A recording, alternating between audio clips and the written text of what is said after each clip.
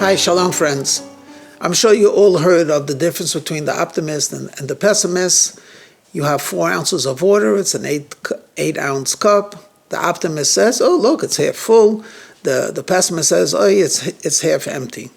I'm always surprised that they don't say the third opinion. It's perfect. All I want is 4 ounces. As a matter of fact, there's nothing wrong with the amount of water that I'm receiving. It's not half full, it's full. The problem is that the cup is too big. Actually, instead of 8 ounces, it's wasted. I could have taken it in a 5-ounce cup.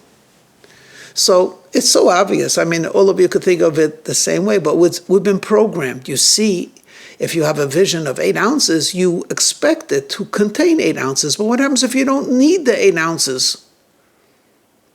You know, one of the common statements when I heard growing up, maybe you've heard it as well. You ask a fellow, how's he doing? He says, thank God things are okay, you know, but another couple of dollars wouldn't hurt.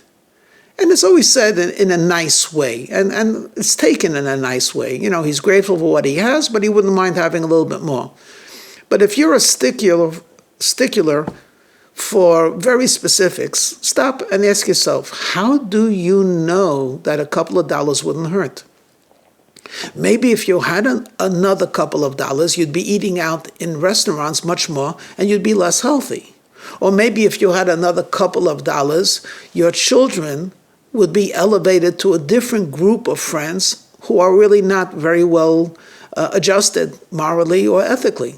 So actually, you have exactly what you need. And you're grateful. What do you mean it wouldn't hurt? How do you know it wouldn't hurt? Imagine a guy goes to a marriage broker, old-fashioned, and he says, I'm looking for a girl between 22 and 26. She says, fine. Tell me some of the qualities. Well, she has to be very pretty.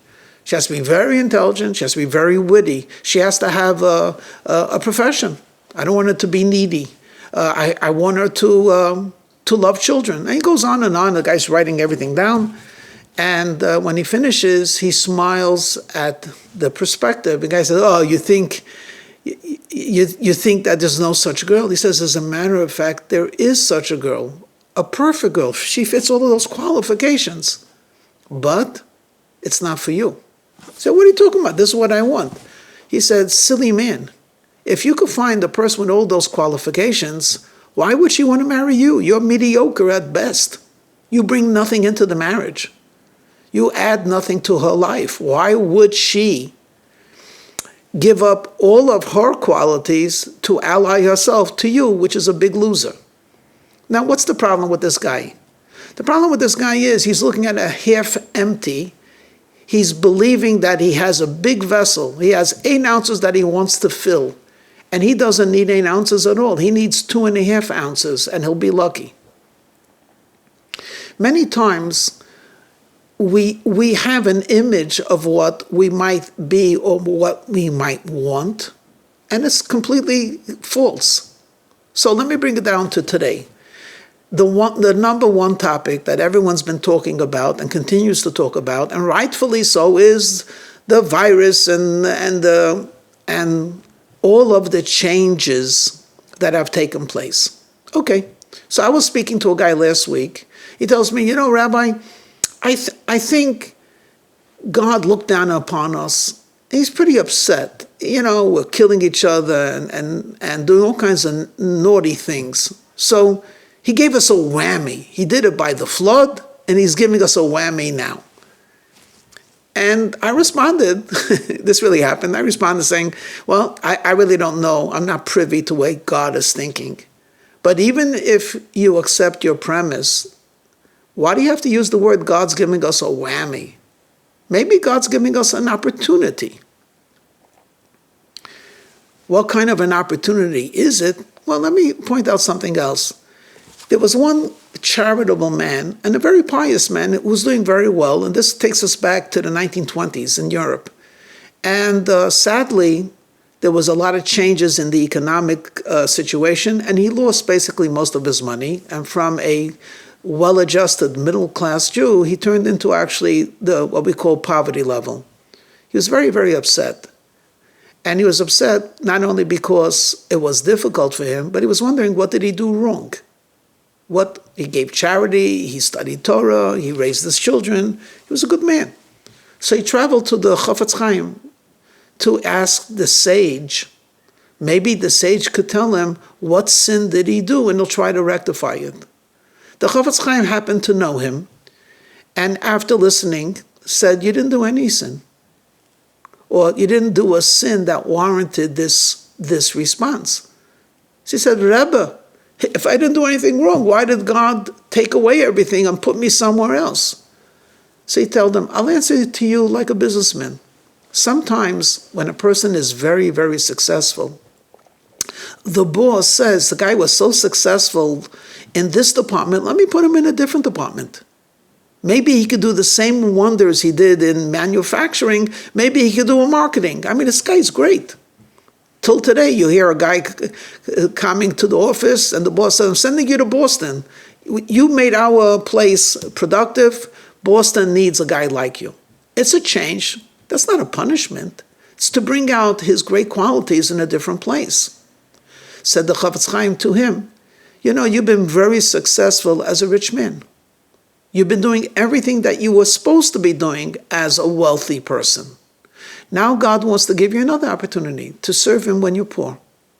Now, obviously, we don't hope for such a change, right? And we would see such a change, the opposite of a blessing. But how do we know? Maybe it is a blessing. Maybe we were so successful in what we were doing, God says, now I want you to transfer that wealth of accomplishment into a different thing. It's more challenging, it's very different, but you could do it, and you will excel. How do we know that these last 5 months, I'm not talking about those that are sick and died, obviously there's a divine plan, but for many of us who are just very inconvenienced, and the word very could be emphasized. Some of us are really inconvenienced. Our lives have changed, and some just a little bit of inconvenience, but certainly there are changes. How do we know that's bad? How do we know that's a punishment? How do we know it's a whammy? Maybe our whole perspective is a little bit incorrect. This is where we're supposed to be. Why?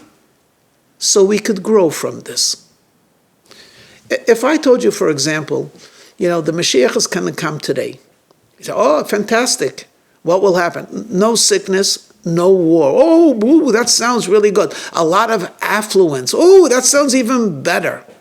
We'll have a lot of leisure time. Oh boy, I'm going to go on a trip.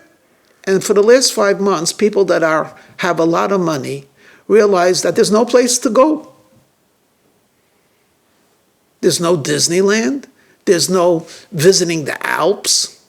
There's no museums. There are no restaurants. So what are we supposed to do with all of our time and all of our money? And the answer is to find a productive way, and perhaps not only productive, but perhaps a much superior way for us to realize that we can enjoy a meal without going and spending hundreds of dollars in a fancy restaurant. Maybe it's possible to enjoy our family just by going for a walk without necessarily taking them to Disneyland. Perhaps it's worthwhile just to appreciate the beautiful country that we live in, and we don't have to fly around the world to see something beautiful, when all we need is a half-hour drive out of San Francisco, or maybe in San Francisco. We have opportunities. The children are suffering a lot. There's no question about that. They miss their friends. There are forms of trying to create that into an asset, whether it be to make them more self-reliant. On board, well, you have to find what to do. I'll help you find what to do, but I can't do it for you. I want to do A, B, and C. It used to make me happy. Well, we can't do A, B, and C. Can you think of something else? When people are forced into situations, they often become very creative. There's so much that we want to change. And there are so many distractions to that we often, the best part of our character never gets a chance to shine. These months of, and again, I'll use the word terrible. These months of inconvenience, these months of masks, there is a reason for it. Change your perspective. You're not suffering if you can't go away for a vacation. You're not suffering. You have to make your home a place of comfort, a place of excitement. Your kids are not driving you crazy. Your kids are the best thing that ever happened to you.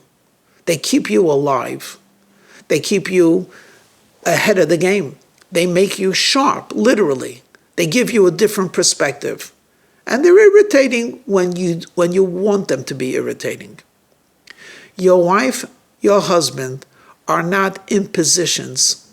They're opportunities for companionship, for closeness, and to practice kindness. When was the last time before the pandemic you were able to be kind to a person 24/7? And so on and so forth. God loves our prayers. Maybe in the synagogue we haven't been praying. We've been trying to follow the crowd. Pray at your own leisure, at your own pace. Put some meaning into it. It could be short, it could be long. That's prayer. And that's study. I said this to my daughters half humorously. It always used to be that in the more observant home, the husband or the son would leave the home to go to a place of holiness, to synagogue or the house of study. Now, the house of study and the synagogue is the home. Who's the rabbi? That's the female. She's the rabbi of the house. So she's the rabbi and the possessor of spirituality. There's not even a dream or an illusion that, we're second class, we have to stay home and they go to a place of holiness. No. This has always been the place of holiness. This has always been the place of connection. And it's about the time when Mashiach will appear. Could you imagine if he were to have come 8 months ago and say, okay, now that it's so good, I want everyone to study Torah. Say, what are you talking about? Now that it's so good, let's go traveling. No, maybe this is not a whammy at all. Maybe this is a learning experience. So when the pandemic will end and we will feel confident once again to embrace a fellow human being, and we will take off some of that masks which creates distance, maybe then we'll be able to see the world for what it is. So look again at that cup of water. It's not half full. It's what you need. Drink it and l'chaim. Shalom.